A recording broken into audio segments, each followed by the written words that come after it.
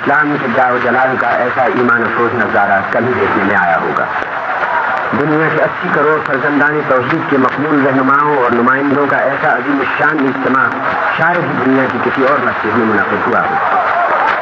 بادشاہوں، حکمرانوں، وزرائے اعظم، دیگر رہنماؤں اور لاکھوں عام مسلمانوں کا امارت، غربت، نسل، رنگ، زبان اور قومیت کی امتیازات کے بغیر شانہ بشانہ نماز کے لیے جمع ہونا اس حقیقت کا مظہر ہے جس کی طرف اشارہ کرتے ہوئے علامہ اقبال نے کہا تھا، خلید بندہ و آقا فساد آدمیت ہے اور اسلام تیرا دیش ہے کہ مستقبل ہے۔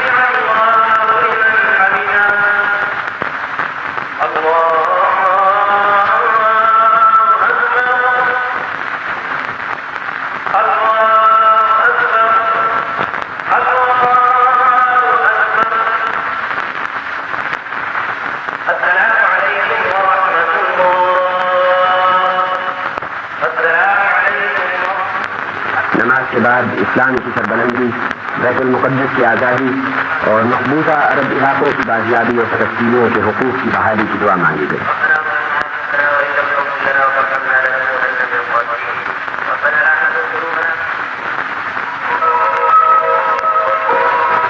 اس میں 22 فروری کی شام کو پاکستان کے وزیر اعظم جناب ذوالفقار علی بھٹو نے قومی اور صوبائی اسمبلیوں اور سینٹ کے ارکان سے خطاب کرتے ہوئے پاکستان کی جانب سے بنگلہ دیش کو تسلیم کرنے کا اعلان کیا۔